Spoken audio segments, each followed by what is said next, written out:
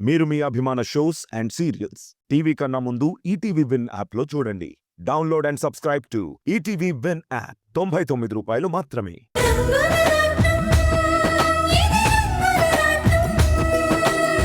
ఇది ఈ రూమ్ లోకి ఎలా వచ్చింది?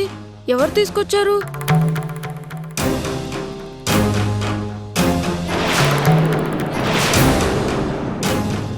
మహి ల్యాప్టాప్ని రూమ్లోకి తీసుకొచ్చిందంటే సమంత బ్రతికే ఉందని మహీకి తెలిసిపోయిందా?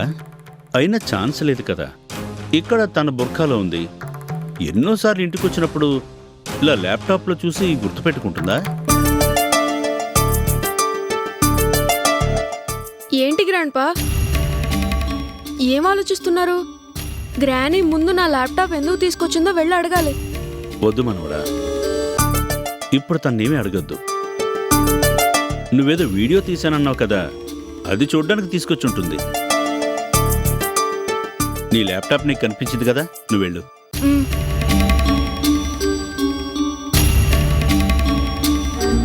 డౌటే లేదు, మహి ఒక పని చేసిందంటే దాని వెనకాల చాలా అర్థాలుంటాయి. ఖచ్చితంగా ఈ ల్యాప్టాప్ తన గదిలో ఉంది అంటే మహీకేదో బలమైన అనుమానం వచ్చే ఉంటుంది. అదేంటో తెలుసుకోవాలి. లేదంటే సమంత ప్రమాదంలో పడుతుంది. మహి ఎలాంటి స్టెప్ వేయకుండా ఆపాలి.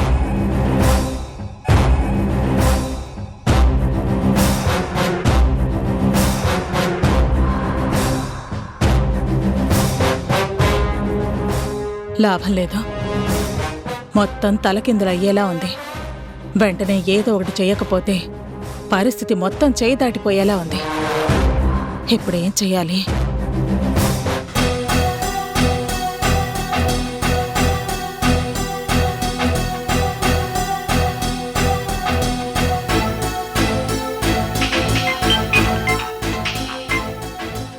చెప్పండి మేడం, మీ ఫోన్ కాల్ కోసమే నేను వెయిట్ చేస్తున్నాను. చూడు, ఇప్పుడు నేను చెప్పింది నువ్వు జాగ్రత్తగా విను. ఏ చిన్న పొరపాటు జరిగినా మొత్తం ప్లాన్ రివర్స్ అయిపోతుంది. అందుకే ఎక్కడ ఏ తప్పు జరగకూడదు అనుకుంటున్నాను. చెప్పండి మేడం, మీరు ఏం చెప్పినా నేను చేస్తాను. తేడా ఎక్కడా రాదు, మీకు నేను మాటిస్తున్నాను. ఆ సమంత వంశీని వర్షాని పెళ్లికి ఒప్పించేసింది. వాళ్ళొక్కటైపోతారు, అది ఇంటికొచ్చేస్తుంది. వీళ్ళందరూ కలిసిపోతారు. అప్పుడు నేనేం చెయ్యాలి? దాసిలా దానింట్లో ఊడిగం చేయాలా? అది నాకిష్టం లేదు. నేను ఇన్నాళ్ళు ప్లాన్ చేసింది వేరు, ఇప్పుడు జరుగుతున్నది వేరు. అందుకే ఈ విషయంలో నేను ఎవ్వరినీ నమ్మలేకపోతున్నాను. కేవలం నిన్ను మాత్రమే నమ్ముతున్నాను. నేను డబ్బుని ప్రేమిస్తాను. ఆ డబ్బు నాకు చేతికి రావాలి అంటే కొన్ని ప్రాణాలు తీయించాలి. ఆ పని నువ్వే చెయ్యాలి. చెప్పాను కదా మేడం, మీరు ఏం చెప్పినా చేస్తానని. మీకు మాట వచ్చే పని నేను చేయను. వాళ్ళు బయలుదేరారు కదా? అవును మేడం. సరే, వాళ్ళక్కడి నుంచి ఇటే వస్తారని నాకు పూర్తిగా నమ్మకం ఉంది. వాళ్ళు రాకూడదు. దైవ దర్శనానికి వెళ్ళిన వాళ్ళు ఏకంగా దేవుడి దగ్గరికి వెళ్ళిపోవాలి. ఎంతకు తెగించావు మహి? ఈ డబ్బు పిచ్చితోనే కదా సమంతాను చంపాలని చూశావు. కానీ అదృష్టం బావుండి తను బతికి ఉంది.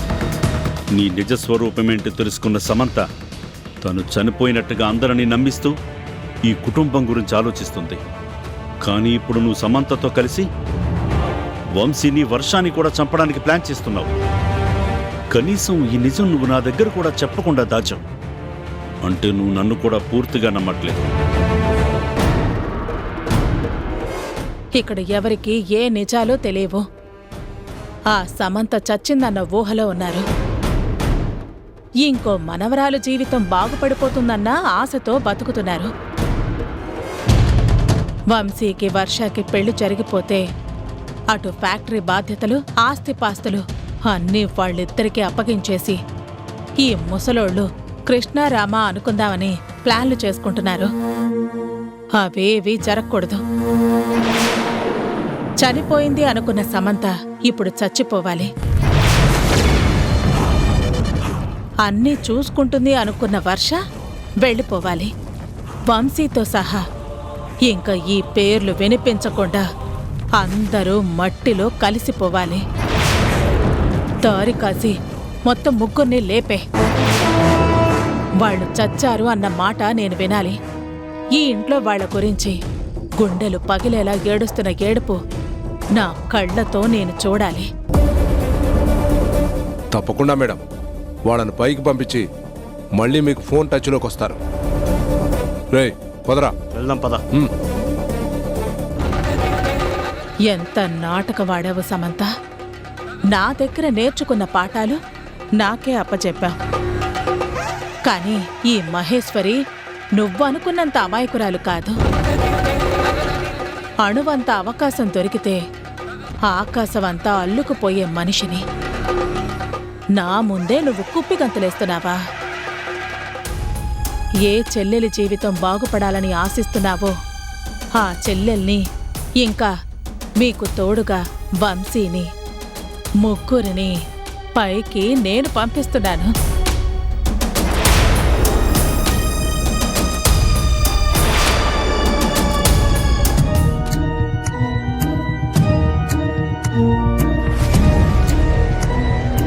జరగకూడదు. మహి అనుకునేది ఎటువంటి పరిస్థితుల్లోనూ జరగకూడదు. వాళ్ళ ముగ్గురికి ఏమీ కాకూడదు. ఎలాగైనా వాళ్ళని రక్షించాలి.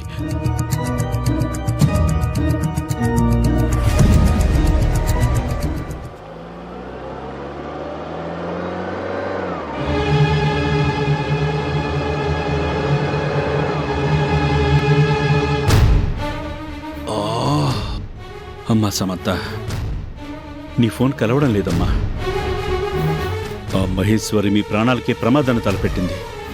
మిమ్మల్ని ఎలాగైనా కాపాడుకోవాలి. ఇప్పుడు ఏం చేయాలి? భగవంతుడా, ఆ ఫోన్ కలిసేలా చూడు.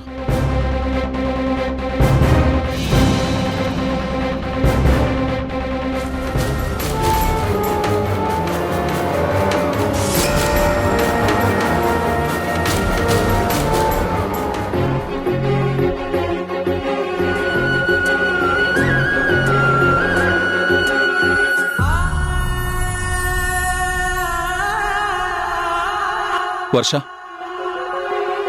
నీకు గుర్తుందా ఫస్ట్ టైం నేను నిన్నెక్కడ కలిశాను? బాగా గుర్తుంది. నేను కాలేజ్కి వెళ్తుంటే నువ్వు సమంతని డ్రాప్ చేయడానికి కారులో వచ్చావు. తిరిగి వెళ్తున్న క్రమంలో నన్ను గుద్దావు. బుక్స్ అన్నీ పడిపోయాయి.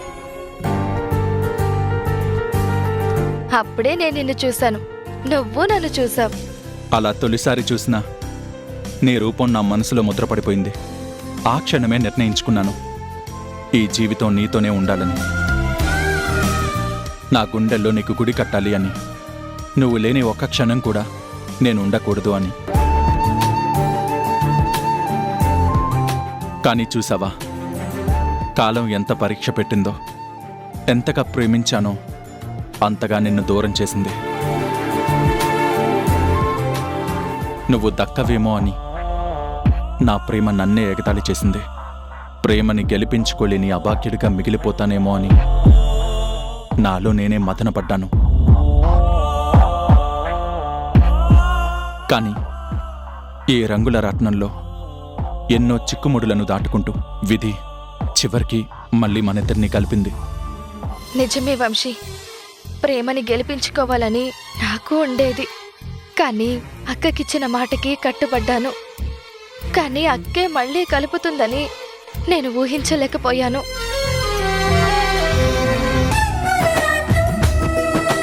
సూర్యం తాతయ్య ఫోన్ చేశారు, రండి.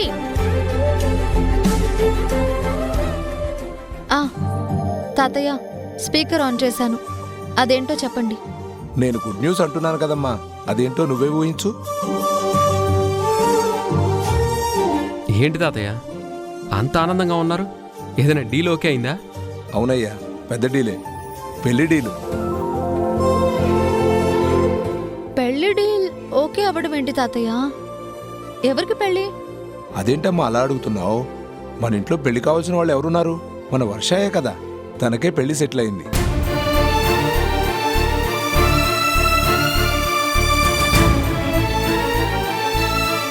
ఏం మాట్లాడుతున్నారు తాతయ్య? వర్షాకి పెళ్లి సంబంధం సెట్ అవ్వడం ఏంటి? పాపం వంశీ వర్షాన్ని ప్రేమిస్తున్నాడు కదా, వాళ్ళిద్దరికి పెళ్లి చేస్తే బాగుంటుంది. కానీ మీరేమో అయ్యయ్యో, పెళ్లి సెటిల్ అయిందని చెప్పాను గాని ఎవరితో అన్నది చెప్పలేదు కదమ్మా. మన వర్ష వంశీని పెళ్లి చేసుకోవడానికి ఒప్పుకుంది. ఏంటి తాతయ్య మీరనేది? ఇది కల కాదు కదా?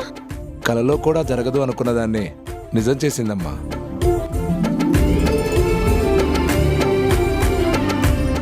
వర్ష ఇప్పటికిప్పుడు పెళ్లికి ఎలా ఒప్పుకుంది? తనని ఎవరు ఒప్పించారు? నిజంగా ఇది అద్భుతం. వర్షను ఎవరూ మార్చలేరు అనుకున్నాను, కానీ తన స్నేహితురాలు షమి ఉంది కదమ్మా, ఆ అమ్మాయి వర్షతో మాట్లాడి ఒప్పించిందని ఇప్పుడే నాకు శంకర్ చెప్పాడు. ముందుగా నీకు ఈ విషయం చెప్తున్నాను. ఎంత శుభవార్త చెప్పారు తాతయ్య.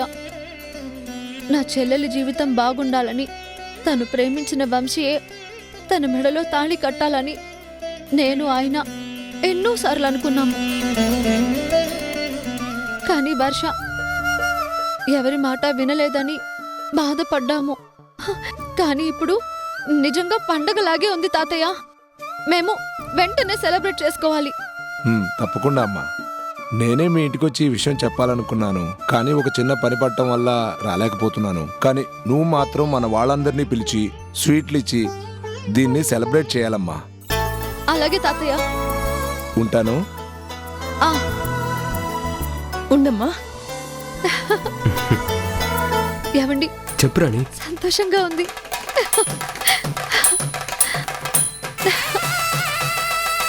అమ్మ రాణి, ఈ స్వీట్ తిను.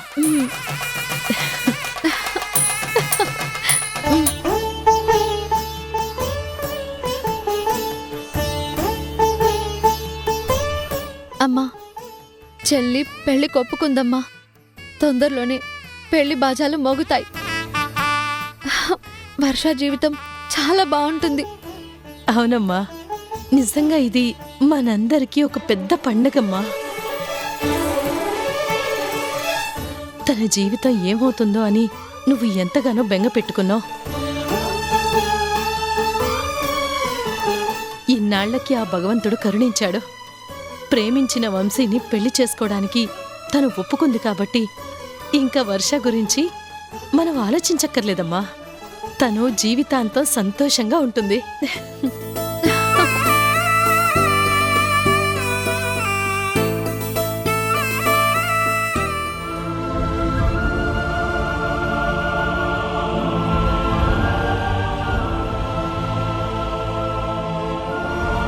అసలు ఈ అమ్మాయి ఎక్కడుంది? ఇంతవరకు ఇంటికి రాకపోవడం ఏంటి? తను వచ్చేస్తానని చెప్పింది కదా, రాలేదు. ఫోన్ కూడా రీచ్ అవడం లేదు. ఇప్పుడు ఏం చేయాలి?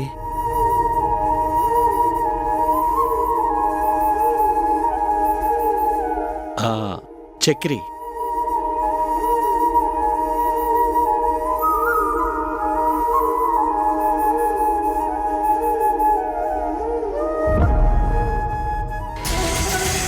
చెప్పరా గంగాధర్, ఏంటి ఫోన్ చేశావు? చక్రి, నాకెందుకో భయంగా ఉందిరా. సమంత ఇంకా ఇంటికి రాలేదు.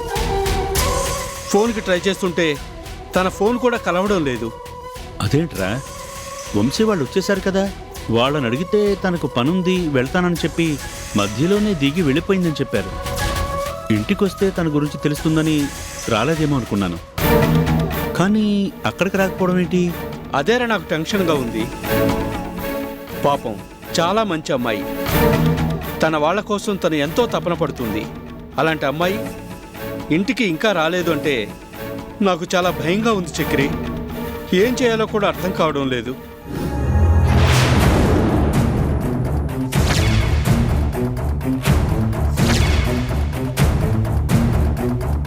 నాకు అర్థమైందిరా. ఖచ్చితంగా సమంత ఏదో ప్రమాదంలో ఉందని నాకు అనిపిస్తుంది. నువ్వేం భయపడకు, తనని ఎలాగైనా రక్షించి తీసుకొస్తాను. నువ్వు టెన్షన్ పడకు. ఉంటాను. ఇది ఖచ్చితంగా మహీ పని అయి ఉంటుంది. సమంత బతికే ఉందన్న నిజం దీనికి తెలిసిపోయింది కాబట్టి ఎటువంటి పరిస్థితుల్లో సమంత ఇంటికి రావడం మహీ ఒప్పుకోదు. కానీ ఏం చేసిందో ఎక్కడ దాచిందో ఎలా తెలుసుకోవాలి?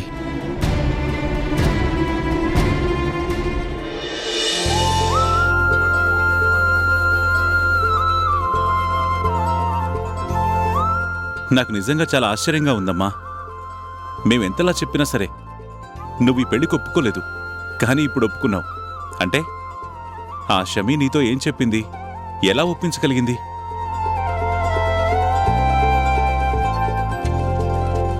వర్ష ఈ పెళ్లికి ఒప్పుకోవడానికి కారకురాలు షమీ కాదండి, సమంత.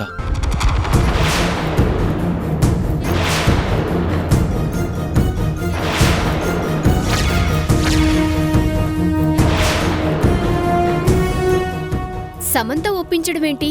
తను చనిపోయి చాలా రోజులైంది కదా. అవును తాతయ్య, అక్క మన నుంచి దూరం అయిపోయినా నా జీవితాన్ని నిలబెట్టడం కోసం తను ఒక వీడియో చేసింది. ఆ వీడియోని షమీ నాకు చూపించింది.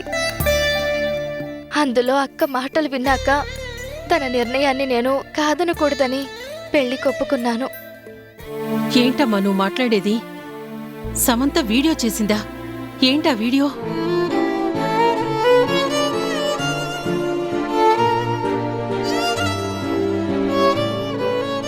నువ్వు నా చెల్లెలివి కాదు అని, నా జీవితంతో ఆడుకోవడానికి వచ్చిన ఒక శత్రువు అని నేను నీ మీద పగని పెంచుకున్నాను. నేను ప్రేమించిన వంశీ నిన్ను ప్రేమించాడని తెలిసినప్పుడు నేను తట్టుకోలేకపోయాను.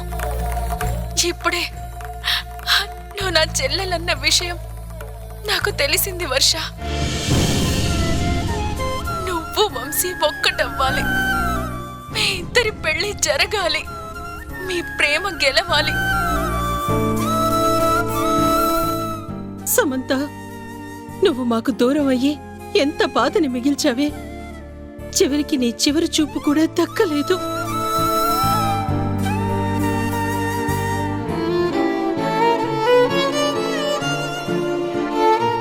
మేమంతరం గుండెలు అవిసేలా ఏడ్చాము. మళ్ళీ మా కంటికి నువ్విలా కనిపించావా? నిన్ను కళ్ళలో పెట్టుకుని పెంచుకున్నాను. నీ కంట్లో ఎప్పుడూ కన్నీరు చూడకూడదు అనుకున్నాను.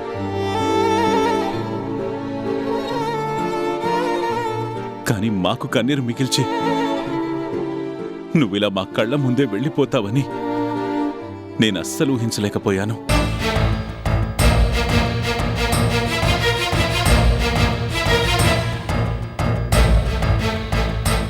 ఏంటి ఆ ఫోన్ అందరూ అలా చూస్తున్నారు?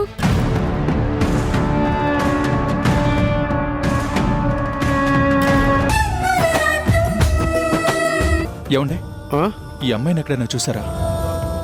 చూడలేదు సార్. మీరు చూసారా భయ్యా? చూడలేదు బాబు.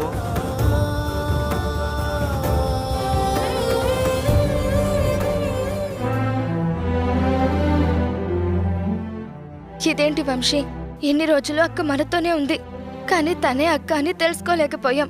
కానీ తన గురించి తెలిసేసరికి ఎక్కడుందో తెలుసుకోలేకపోతున్నాం. అక్కకేం కాదు కదా?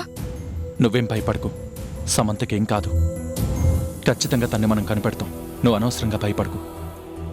పద వెళ్దాం. ఒక్క నిమిషం.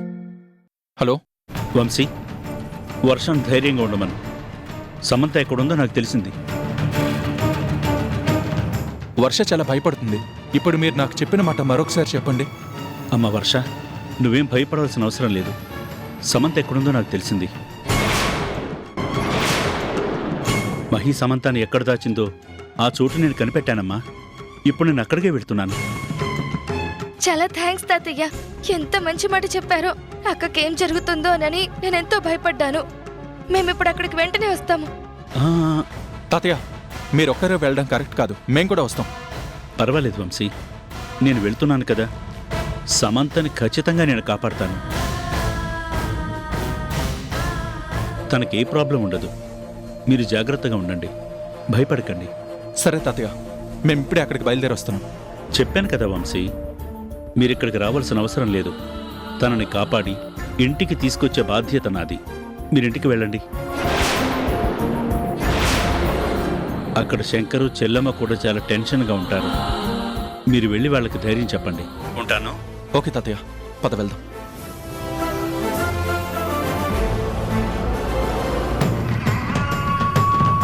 ఏంటి సమంత, చచ్చిపోతానని భయమేస్తుందా? ఏం పర్వాలేదు, ఈ కత్తితో ఒక పోటు పొడుస్తాను. ఒక్క 10 నిమిషాలు బాధగా ఉంటుంది, తరువాత నీ ప్రాణం గాల్లో కలిసిపోతుంది. కానీ ఒక్క మనిషిని 2 సార్లు చంపే అవకాశం ఒక్కరికే అరుదుగా వస్తుంది. అది నాకొచ్చింది. ఏంటలా చూస్తున్నావు? ఆ రోజు నీ కారు బ్రేకులు తీసింది ఎవరనుకున్నావు? నేనే. నువ్వు చనిపోయావు అనుకున్నాను. నేను అంత సాయం చేశాను కదా అని ఆ మహేశ్వరి దగ్గర అప్పుడప్పుడు డబ్బులు కూడా తీసుకున్నాను. కానీ నువ్వు బ్రతికొచ్చావు. నా డబ్బులు ఆగిపోయాయి అనుకున్నాను. మళ్ళీ నిన్ను చంపే అవకాశం ఆవిడ నాకే ఇచ్చింది. మళ్ళీ నాకు డబ్బులొచ్చే దారి నువ్వే చూపించావు. అందుకు నీకు థ్యాంక్స్ చెప్తున్నాను. అందుకే నిన్ను ఎక్కువగా బాధ పెట్టకుండా చంపేస్తాను.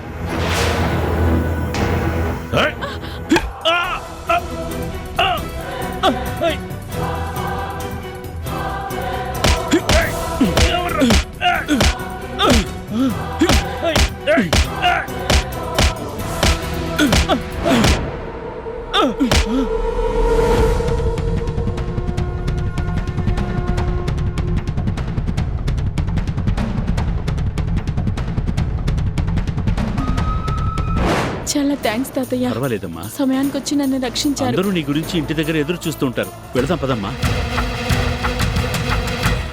ఏంటమ్మా ఆలోచిస్తున్నావు? వెళదాం పదా.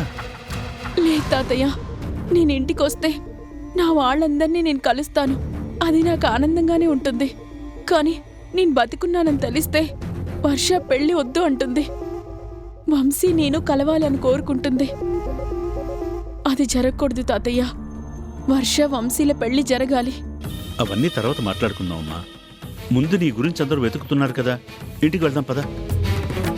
వద్దు తాతయ్య, నేను ఆ ఇంట్లో అడుగు పెట్టడం అంటే వర్ష వంశీ కలిసినప్పుడే జరగాలి. అందుకే మీరొక సహాయం చేయాలి.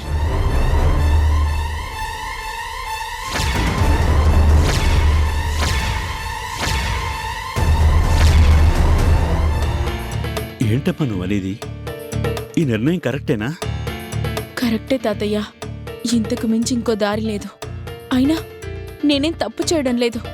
అంతా మంచి జరుగుతుంది. మీరింటికి వెళ్ళండి, నేను వస్తాను. ఇది ఉంచమ్మా, నువ్వేమీ కంగారు పడకమ్మా. నేను వెళ్ళి మన వాళ్ళని కాపాడుతాను. పద.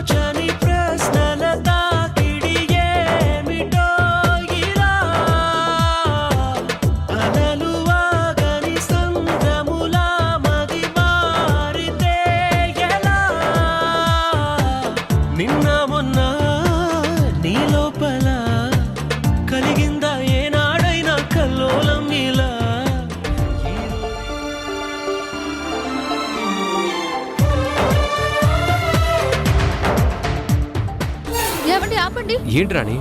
అటు చూడండి, ఆటోలో సమంత వెళ్తుంది.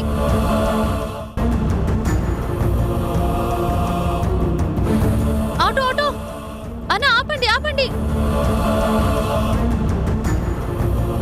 సమంత,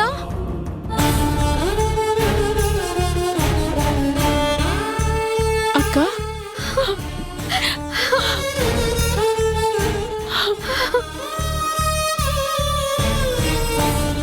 అన్ని విషయాలు నాకు తెలిసాయమ్మా. వర్ష నాకంతా చెప్పింది.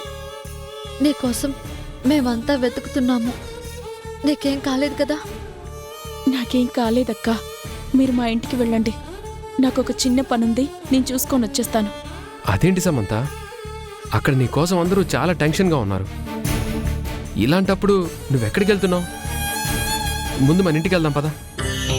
లేదు రాధగారు, నేనిప్పుడు ఇంటికి రాలేను. నేనొక పని చేయాలి, ఆ తర్వాతే ఇంటికి వస్తాను. నీకుగా నువ్వు మారిపోయావు, అది మా అందరికీ అర్థమైంది. ఇప్పుడు అందరూ నీకేమైందోనని భయపడుతున్నారు. ఇలాంటప్పుడు నువ్వు ఇంటికి రాను అంటే వాళ్ళెంత బాధపడతారో కదా. ఏం కాదమ్మా, ముందు ఇంటికి వెళ్దాం పదా. లేదక్కా, నేను ఆ ఇంట్లో అడుగు పెడితే మళ్ళీ వర్ష జీవితం మొదటికొస్తుంది. తను ఏం చేస్తుందో మనందరికీ తెలుసు. వంశీతో పెళ్లికి ఒప్పుకున్న వర్ష నేను బతికొచ్చానంటే పెళ్లి చేసుకోదు. అందుకే వాళ్ళిద్దరి పెళ్లి జరగడానికి నేనొక నిర్ణయం తీసుకున్నాను. నా మాట విని మీరు ఇంటికి వెళ్ళండి, నేను అక్కడికి వచ్చేస్తాను. దయచేసి ఈ మాట ఎవ్వరికీ చెప్పొద్దు. మీకు ఏమీ తెలియనట్టే అక్కడ ఉండండి, నేను అక్కడికి వచ్చేస్తాను. సరేనమ్మా, నువ్వు జాగ్రత్తగా ఉండు.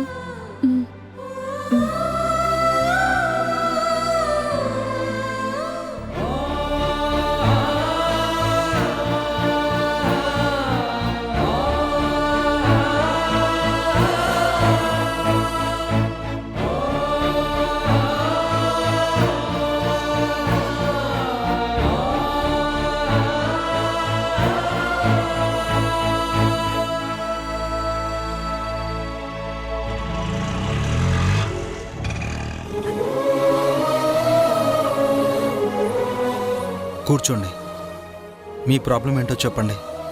నేను పేషెంట్గా రాలేదు, మీతో మాట్లాడడానికి వచ్చాను. అవునా, దేని గురించి?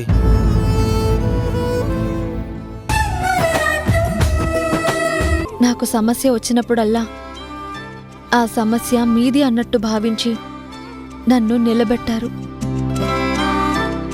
నన్ను ఇంత గొప్పగా ప్రేమించిన వ్యక్తి నా జీవితంలో ఉండటం నా అదృష్టమని నేను ఎప్పుడూ మురిసిపోతూ ఉంటాను. అలాంటిది మీకు దూరంగా నేనెందుకుంటాను? నేనెక్కడికి వెళతాను? రేపు అనేదేంటో మనం ఊహించలేం. ఎప్పుడు ఏం జరుగుతుందో తెలీదు. కానీ ఒక్కటే, కాలంలో ఎలాంటి మార్పులొచ్చినా, ఎలాంటి పరిస్థితులొచ్చినా మనిద్దరి మధ్య మాత్రం ఎడబాటు రాకూడదని కోరుకుంటున్నాను. కష్టాల్లో కలిసే ఉన్నాము, సుఖాన్ని కలిసి అనుభవిస్తున్నాము. ఇప్పుడు వేరే చోట మన ఫ్యాక్టరీని డెవలప్ చేయడానికి కూడా మీరు ఒంటరిగా వెళ్ళటం లేదు, నన్ను తీసుకునే వెళ్తున్నారు. అక్కడ అన్ని పనులు కలిసే చేసుకుందామని మనం నిర్ణయించుకున్నాము అంటే ఎప్పటికీ మనం కలిసే ఉంటాము. ఒకరికొకరు దూరమై ఒక్కరోజు కూడా ఉండమని అర్థమవుతుంది కదండి. ఇంకా ఎందుకండి ఇలా మాట్లాడుతున్నారు? రాణి, నాకు తెలిసి ఏ విషయంలోనూ నేను పొరపాటు చేయను. నాకు తెలియకుండా ఒక చిన్న పొరపాటు జరిగినా సరే దాన్ని నువ్వు తప్పుగా తీసుకోకు. ఎప్పుడూ నా మీద కోపాన్ని పెంచుకోకు. నన్ను విడిచి ఎక్కడికి వెళ్ళకు. చెప్పాను కదండి, మీరే నేనైనప్పుడు మీకు దూరంగా నేను ఎలా ఉండగలుగుతాను? నేనే మీరైనప్పుడు మనిద్దరి మధ్య ఎడబాటు ఎందుకొస్తుందండి? మనిద్దరం ఎప్పుడో ఒకటయ్యాం. మనసులు తనువులు కలిసి ఒక్కటిగానే బతుకుతున్నాము. మీరు కట్టిన ఈ తాళి గుండెల మీద ఉన్నంత వరకు, ఈ గుండెల్లో ప్రాణం ఉన్నంత వరకు మీకు దూరంగా ఈ రాణి ఎప్పటికీ ఉండదండి. పరిస్థితి ఏదైనా సరే మీతోనే ఉంటాను. మానసికంగా మీ ఊహల్లోనే బతుకుతాను. మీకు దూరమయ్యి నేను బతకలేనండి. చాలు రాణి, ఈ మాట నాకు చాలు. నువ్వు లేని జీవితం ఒక్క నిమిషం కూడా ఉండకూడదని నేను ఆ భగవంతుణ్ణి కోరుకుంటున్నాను. నా చెయ్యి విడవను అని నువ్వు నాకు మాటిచ్చావు. ఈ వరం నాకు చాలు.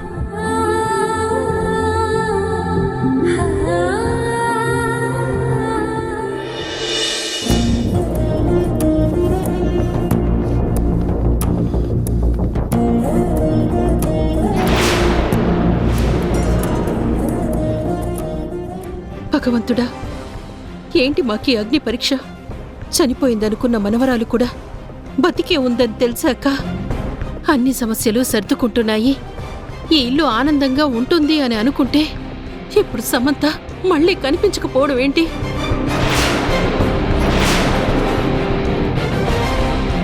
తనని రౌడీల నుంచి తప్పించానని చక్రి అన్నయ్య చెప్తున్నారు.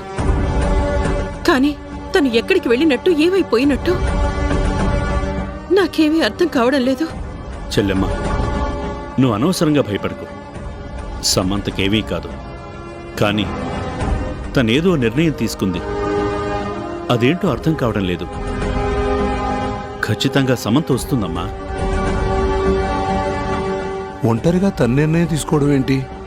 మనందరం తనతో పాటే ఉన్నాం కదా. మనతో చెప్తే మనమే ఏదో ఒకటి ఆలోచిస్తాం కదా.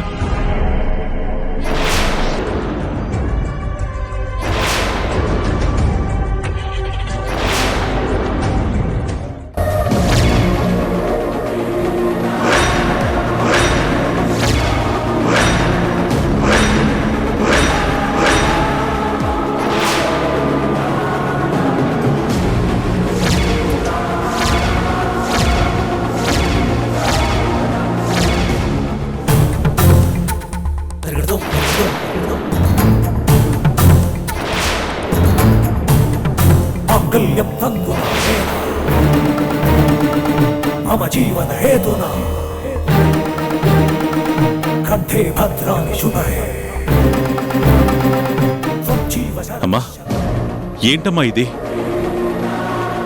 నువ్వు వాక్ శంకర్, ముందు వాళ్ళని లోపలికి రాని, అన్ని విషయాలు మాట్లాడదాం. లోపలికి రండి అమ్మా.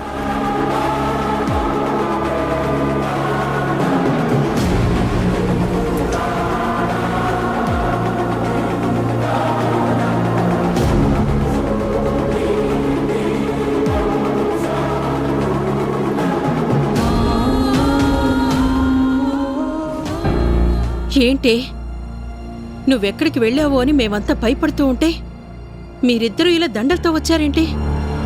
నాని, నన్ను మీరు ఎంతో అపురూపంగా పెంచారు. నేను కన్నీళ్లు పెట్టుకుంటే తాతయ్య నా కన్నీళ్లను తుడవడానికైనా, నా కోసం ఏం చేయడానికైనా కూడా వెనకాడేవారు కాదు.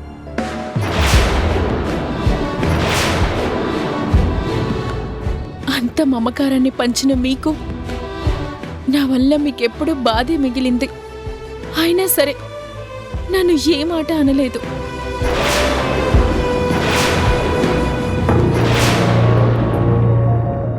నా చెల్లెలు వర్ష అని తెలిసాక తనకి న్యాయం చెయ్యాలని నిర్ణయించుకున్నాను.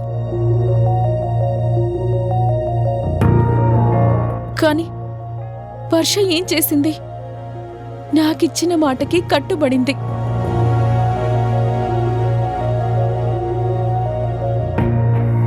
నేను చనిపోయినట్టు నాటకం ఆడినా సరే ఆ మాట మీద నిలబడింది. అందుకే అంతగా ప్రేమిస్తున్నా వంశీ కళ్ల ముందే ఉన్నా తనకి దూరంగానే ఉంది.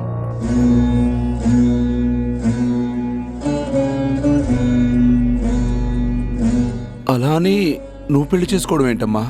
నన్ను మాట్లాడనివ్వండి తాతయ్య.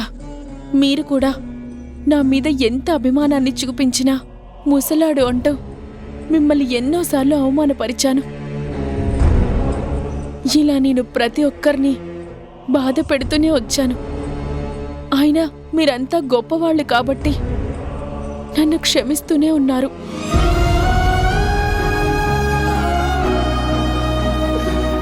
కానీ నా వల్ల ఏం జరిగింది? ఇద్దరి ప్రేమికులను విడదీసి వాళ్ల కన్నీళ్లకి నేను కారకురాలనయ్యాను.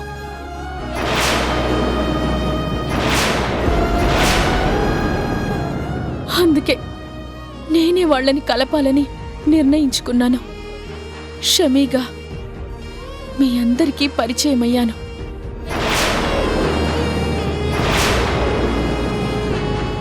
వర్ష మనసు మార్చి పెళ్లి కొప్పించాను.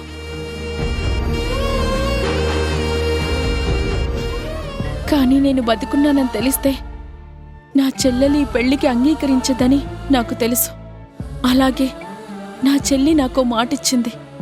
కళ్యాణ్ బిడ్డకి ఎప్పటికీ తల్లిగానే ఉంటానని చెప్పింది.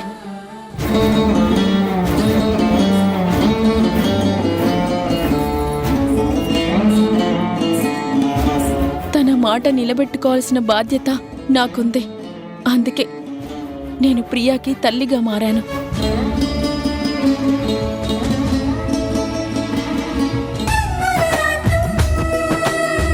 మనుషుల మధ్య ఉన్న మనస్పర్ధలు ఎన్ని దారుణాలకి దారితీస్తాయో జరిగిన సంఘటనలు నిరూపించాయి.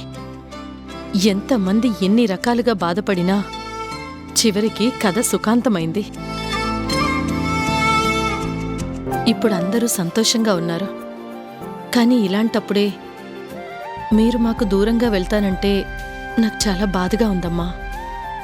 ఏంటత్తయ్య ఆ మాటలు? మేము ఇల్లు వదిలి వెళ్ళిపోతున్నావా? మన ఫ్యాక్టరీ డెవలప్ చేయడానికే కదా వెళ్తున్నాం. ఆ సీతమ్మ కొండ ప్రాంతంలో చాలా భూములున్నాయని తాతయ్య చెప్పారు కదా. అక్కడ ఫ్యాక్టరీని డెవలప్ చేస్తే ఆ చుట్టుపక్కల వాళ్ళకి ఉపాధి కూడా వస్తుంది.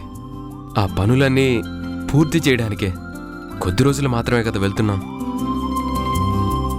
అవునమ్మా, బాగుండడం అంటే మనం ఒక్కళ్ళమే బాగుండడం కాదు, మనతో పాటు అందరూ బాగుండేలా చూసుకోవడం కూడా మన బాధ్యత. మన ఫ్యాక్టరీ మీద ఎన్నో కుటుంబాలు ఆధారపడి బతుకుతున్నాయి. వాళ్ళందరూ బాగుండాలి. అలాగే చాలా మందికి మన ఉపాధి కల్పించే స్థాయికి రావాలి.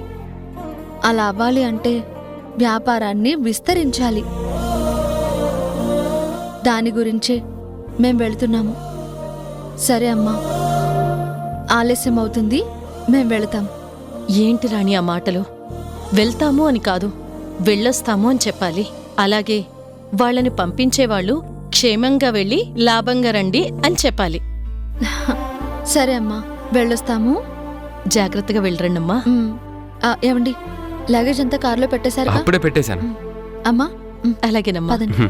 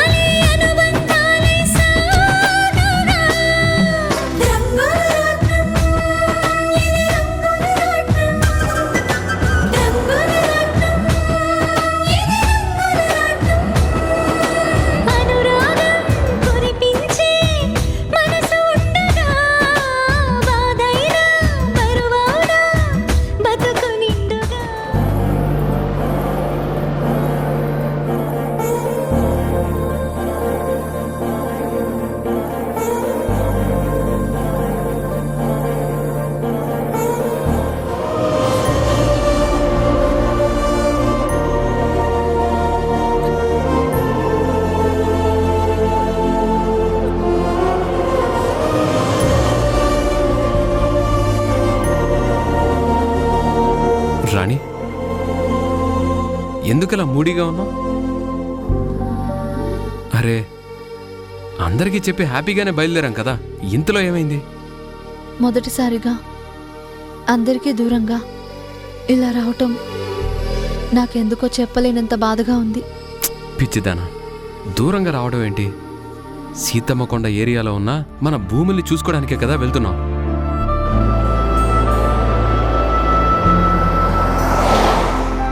ఆ ఏరియాకి ఇప్పుడు డిమాండ్ పెరిగింది. అక్కడ ఫ్యాక్టరీని కడితే ఎంతో మందికి పని దొరుకుతుంది. మన కుటుంబానికి చాలా లాభాలు కూడా వస్తాయి.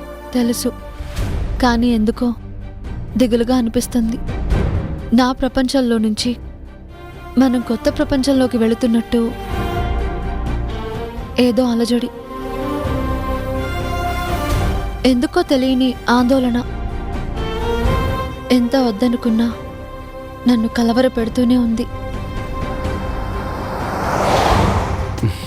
ఏంటి, ఎలాంటి పరిస్థితినైనా తనకు అనుకూలంగా మార్చుకొని ఎంతటి సమస్య ఎదురైనా ధైర్యంగా ఎదుర్కొని కాన్ఫిడెన్స్ కేర్ ఆఫ్ అడ్రస్ని నేనే, ధైర్యానికి మారుపేరు నేనే అనే క్వీన్ విక్టోరియా లాంటి నా రాణి గొంతులో నుంచి ఇలాంటి గుబులు మాటలు వినిపించడమా? అయ్యారే, ఏమి విచిత్రం, ఎంత విచిత్రం ఇది! అన్నది నువ్వేనా, విన్నది నేనేనా? హతవిది.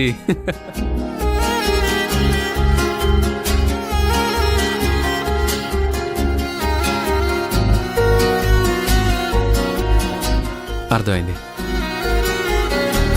ఇన్నాళ్ళు నువ్వు శివంగిలా పైకి గంభీరంగా కనిపించినా లోపల మాత్రం మ్యామ్యా అన్నమాట. నేనేమి పెరిగిదాన్ని కాదు. అబ్బచా, నిజంగానే?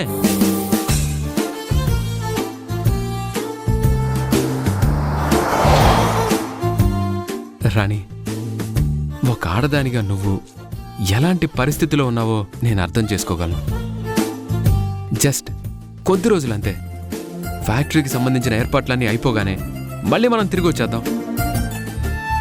ఈసారి మన వాళ్ళందరినీ ఫ్యాక్టరీ ప్రారంభోత్సవానికి తీసుకొద్దాం హ్యాపీగా, సరేనా?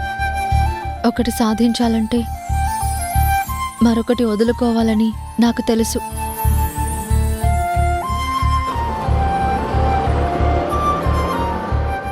కానీ అనుకోవడం వేరు, అనుభవంలోకి రావడం వేరు. ఇన్నాళ్ళు నేను నా వాళ్ళు అని నా లోకంలోనే బ్రతికాను. ఇప్పుడు ఫ్యాక్టరీలు, లావాదేవీలు అవన్నీ మనమే అంటే కాదు, మనమే. ఇక మీదట ఏం చేసినా మన ఇద్దరం కలిసే చేయాలి. హ్యాపీయేనా?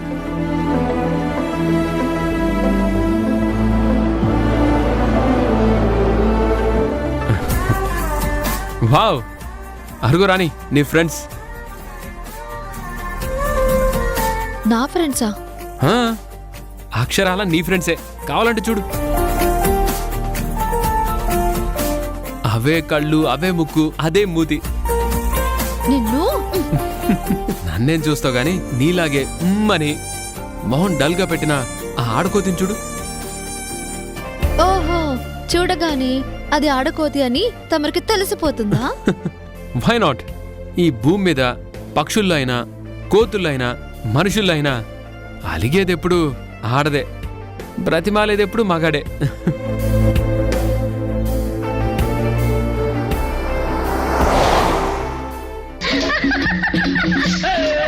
నవ్వింది మల్లె చెండు, నచ్చింది గర్ల్ ఫ్రెండ్, దొరికర్రా భలే ఛాన్స్.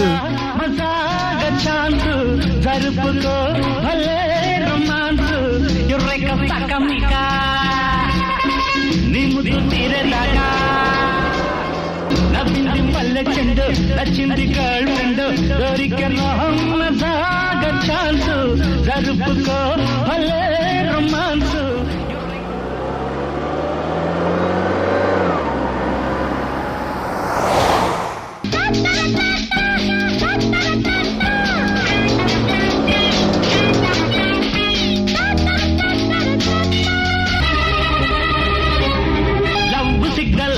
నాకివ్వగానే యవ్వనాలే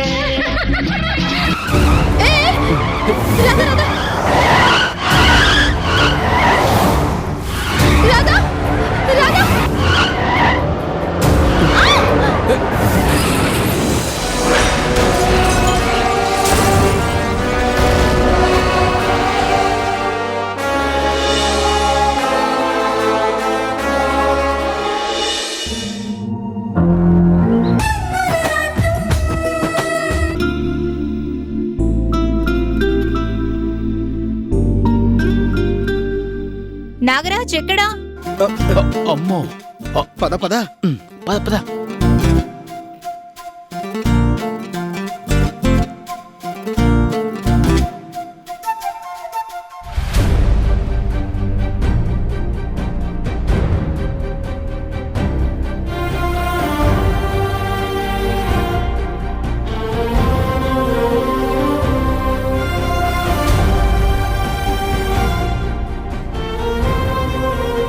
ఈ పేషెంట్ కోసం ఎవరైనా వచ్చారా? రాలేదు డాక్టర్. 2 రోజులుగా same condition. Severe head injure. Prescription ప్రకారమే మందులు ఇస్తున్నారుగా? ఇస్తున్నాం డాక్టర్.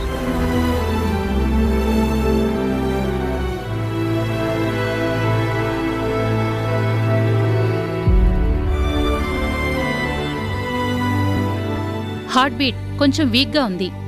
బీపీ చెక్ చేశారా? ఎస్ డాక్టర్, బీపీ నార్మల్గానే ఉంది. ఐసీ. Nagaraju, yes madam.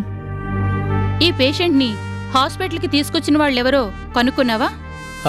అంటే మేడం, వాళ్ళని అడిగిన పేర్లు చెప్పలేదు, ఫోన్ నెంబర్ కూడా ఇవ్వలేదు. కొండదారిలో వస్తుంటే ఎక్కడో స్పృహ లేకుండా పడుంటే ఇక్కడికి తీసుకొచ్చామని మాత్రమే చెప్పారు. ఓకే, ఎవరు భయాలు వాళ్ళవి. ఏం చేస్తాం? డాక్టర్, మెడిసిన్స్ ఏమైనా మారుస్తారా? అవే కంటిన్యూ చేయమంటారా? ఈమెకి స్పృహ వచ్చే వరకు అదే ప్రిస్క్రిప్షన్ని కంటిన్యూ చేస్తే చాలు. Okay doctor.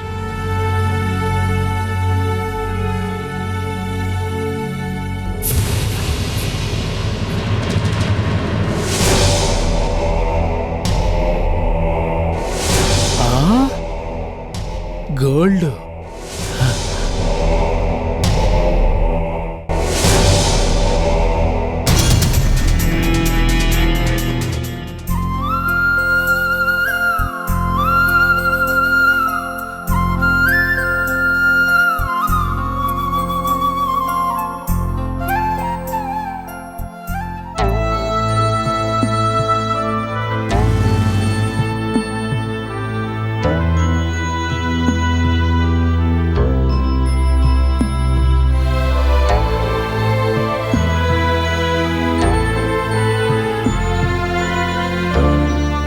శాస్త్రి, తనను చూస్తే నీకేమనిపిస్తుంది? మసి అంటుకున్న మాణిక్యంలా ఉన్నాడు. మాణిక్యంలా కాదు, నా కంటికి మసిబొగ్గులా ఉన్నాడు.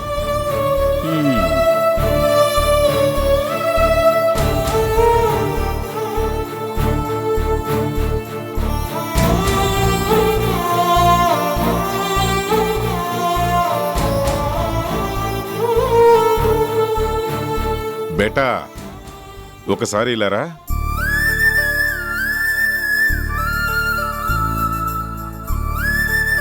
నీ ఒంటి మీద బట్టలు బాగా దుమ్ము కొట్టుకుపోయి చిరిగిపోయి ఉన్నాయి. ఇదిగో ఈ బట్టలు వేసుకో, తీసుకో. అందరిజా.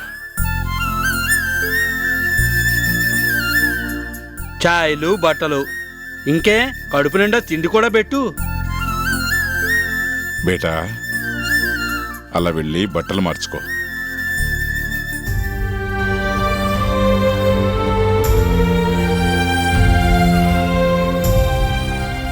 శాస్త్రి, మన జాన్ తిట్టినా కూడా ఒక్కోసారి బాగా గుర్తు చేస్తాడు.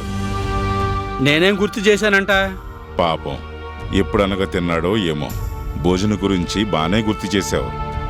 కర్మ, నీకు అలా అర్థమైందా?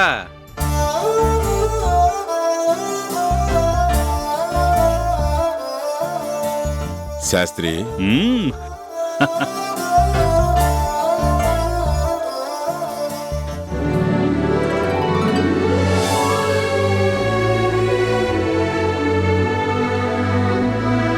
చక్కగా ఉన్నవరా అబ్బాయి? అవునవును, ఎలుగుబంటికి ఎనుగుతోలు కప్పినట్టున్నాడు. బేటా, ఆకలిస్తుందా? చాలా. అలా కూర్చో బేటా, కూర్చో.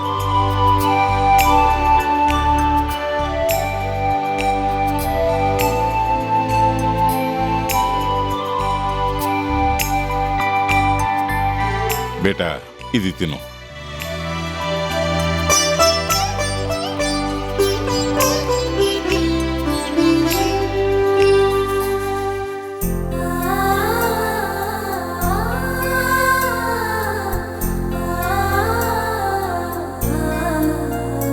ఆవురావురమని తింటున్నాడు. పాపం ఎంత ఆకలి మీద ఉన్నాడు.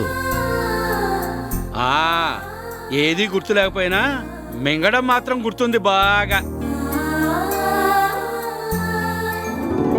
జాన్, కావాలనే ఎందుకు మాటలతో బాధ పెడతావు? ఏ దేవుడు చెప్పినా మనం బాగుండాలి, మన తోటి వాళ్ళు కూడా బాగుండాలి అనే కదా కోరుకోవాలి.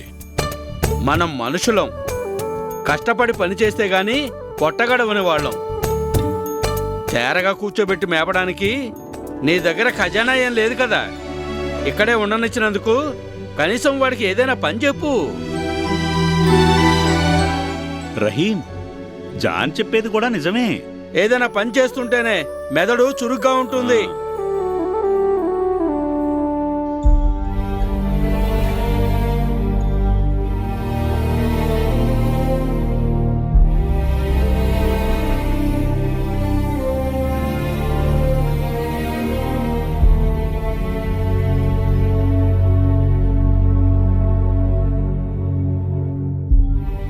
బేటా, ఆ ఎదురుగా ఉన్న కొట్లలో వాళ్ళకి ఛాయలు ఇచ్చిరా. అలాగే.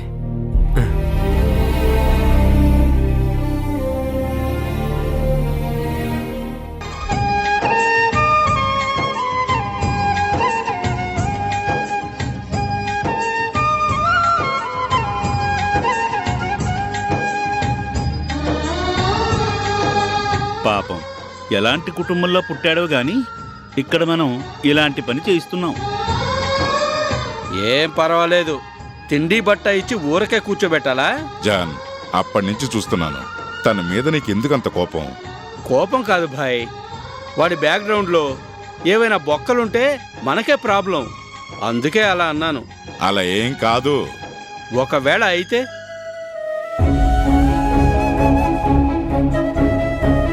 ఇక మీరిద్దరూ ఆపుతారా?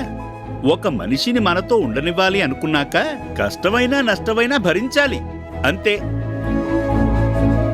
ఛాయలు అందరికీ ఇచ్చావా బేటా? ఇచ్చాను. ఖాళీ గ్లాసులేవి? ఖాళీ గ్లాసులు.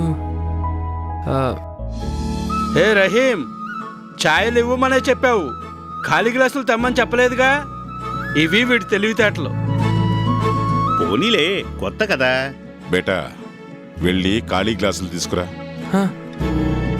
తెస్తాను.